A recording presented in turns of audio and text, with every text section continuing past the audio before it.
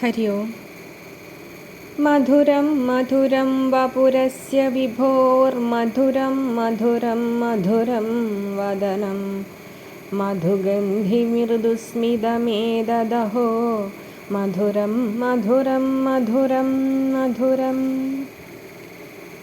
യൗവനാരംഭത്തിലേക്ക് കടന്ന പൊന്നുണ്ണിക്കണ്ണൻ്റെ രൂപഭംഗി മാധുര്യം അധികമേറിയതാണ് എന്ന് കവി പറയുകയാണ്. യൗവനപദം മൂന്നുന്ന ആ ഉണ്ണിയുടെ ഉടൽ ഏറ്റവും മധുരമാണ്. മുഖമോ അതിന് 2 ഇരട്ടി മധുരമാണ്. പുഞ്ചിരിക്ക് 3 ഇരട്ടി മധുരമാണെന്ന് പറയുന്നു. എത്ര ആശ്ചര്യമാണത്! കവി അത്ഭുതപ്പെടുകയാണ്. ഭഗവാനെ, നാരായണ പ്രഭോ, ഇത്രയധികം മധുരം നിറഞ്ഞ് അങ്ങ് ഹൃദയത്തിൽ വസിക്കുമ്പോൾ മറ്റൊന്നിലും മാധുര്യമുള്ളതായി തോന്നുന്നില്ല. മറ്റൊന്നിനോടും ഈ മാധുര്യത്തിൻ്റെ ഇഷ്ടം ഉണ്ടാവുന്നുമില്ല. എന്തെന്നോ കണ്ണാ കാര്യം? കണ്ണനിലുള്ള മാധുര്യം അത് ഒരിക്കലും മടുപ്പ് തോന്നിപ്പിക്കുന്നില്ല.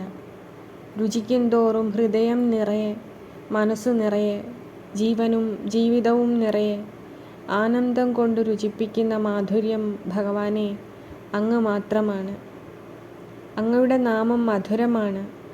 അങ്ങയെക്കുറിച്ചുള്ള ചിന്ത മധുരമാണ്. അങ്ങയുടെ അരികെ ഇരിക്കുന്നതും അടുക്കുവാനായി അകന്നിരിക്കുന്നതും മധുരമാണ്.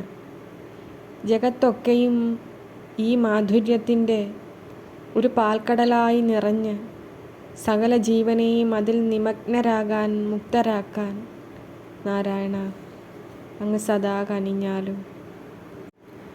ശൃംഗാരരസസർവസ്വം ശിഖിപിഞ്ചവിഭൂഷണം അംഗീകൃതനരാകാരമാശ്രയേ ഭുവനാശ്രയം.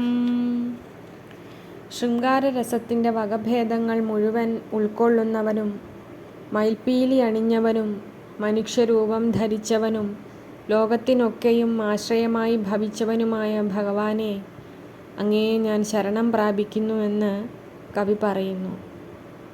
ഭഗവാനെ, ഗുരുവായൂരപ്പ, സമസ്ത ലോകങ്ങൾക്കും ഉടയവനായി അങ്ങ് പാലാഴിയിൽ പള്ളികൊള്ളുന്നു. പത്മനാഭനായി സൃഷ്ടി നടത്തുന്നു. ശിവശങ്കരനായി സംഹാര നടനമാടുന്നു.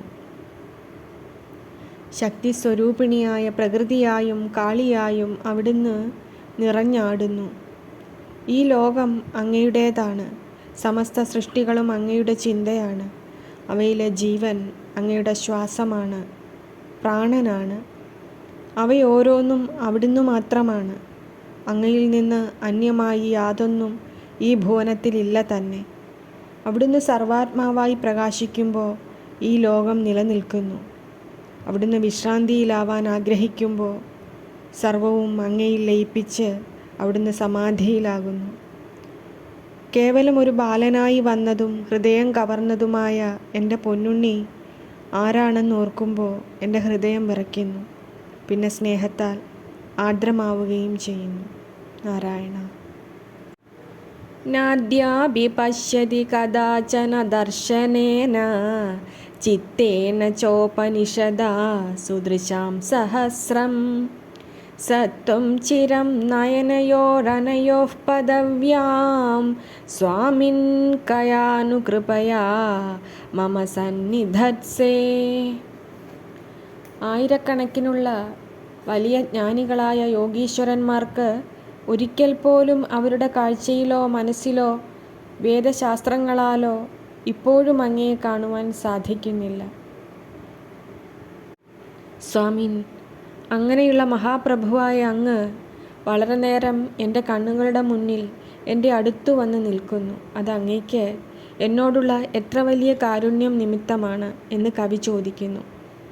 അതിശയമായി വർണ്ണിക്കുകയാണ് കവി ഇവിടെ. ഭഗവാനെ, അങ്ങ് എൻ്റെ അരികിൽ ഉണ്ടെന്ന് ഞാൻ സദാ കരുതുന്നു. അങ്ങ് എന്നെ എപ്പോഴും കാണുന്നുവെന്നും ഞാൻ വിശ്വസിക്കുന്നു. ഒരു നൊടിയിട പോലും അവിടുത്തെ ദൃഷ്ടി എന്നിൽ നിന്നും മറയുകയില്ല എന്ന് ഞാൻ ഉറച്ചു വിശ്വസിക്കുന്നു. നാരായണ. ഭഗവാനെ, അതിനുമപ്പുറം ഞാനേ എന്ന ചിന്തയേ ഇല്ലാതെ അങ്ങയെ മാത്രമായി കാണാൻ എൻ്റെ ജീവൻ എന്നാണ് പ്രാപ്തമാവുക? ഹരേ. കേയം കാന്തിഃ കേശവത്വന്മുഖേന്ദോഃ കോയം വേഷഃ കാഭിവാചാമഭൂമിഃ കേയാ കേയാ സ്വാദുതാ മഞ്ജുളശ്രീർഭൂയോ ഭൂയോ ഭൂയശസ്ത്വാം നമാമി. ഭഗവാനെ, നിന്തിരുവടിയുടെ പീലിത്തിരുമുടി അണിഞ്ഞ മുഖചന്ദ്രൻ്റെ ഈ കാന്തി സുന്ദരമാണ്, മനോഹരമാണ്. വാക്കുകൾ കൊണ്ട് വിവരിക്കാനാകാത്ത ഈ വേഷം സുന്ദരമാണ്. അങ്ങയിലെ മാധുര്യം അദ്ഭുതമാണ്. അവിടുത്തെ ശ്രീ എന്നു വച്ചാൽ ഭഗവാനിലെ നിറഞ്ഞ അഴക്, അതും മനോഹരമാണ്. അങ്ങനെയുള്ള നിന്തിരുവടിയെ ഞാൻ വീണ്ടും വീണ്ടും നമസ്കരിക്കുന്നു എന്ന് കവി പറയുന്നു. ഭഗവാനെ, അങ്ങയെ നോക്കിയിരുന്നാൽ എത്ര കണ്ടാലാണ് മതിയാവുക? ഉടലാർന്ന അഴകിൻ്റെ പാരമ്യതയിൽ അങ്ങ് ഈ ഭൂമിയിൽ ജീവിച്ചു. മിഴിവോടെ തൻ്റെ കർമ്മങ്ങളെ ഈ ജഗത്തിന് നൽകി.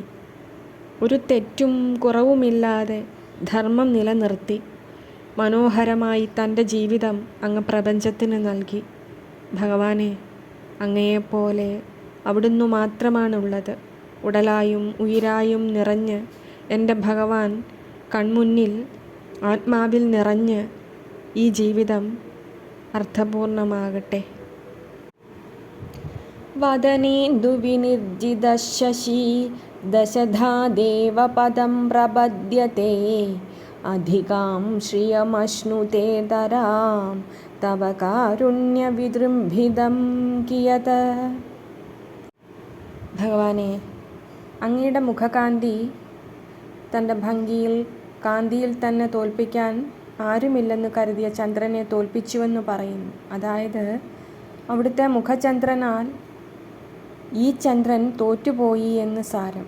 പക്ഷേ അവിടുത്തെ വലിയ കാരുണ്യാതിരേകത്താൽ ഈ ചന്ദ്രൻ അങ്ങയുടെ തൃപ്പാദത്തിലെ 10 നഖങ്ങളായി അങ്ങയെ ശരണം പ്രാപിച്ചുവെന്നും അങ്ങനെ അധികം ശോഭയുള്ളവനായി ചന്ദ്രൻ മാറിയെന്നും സാരം.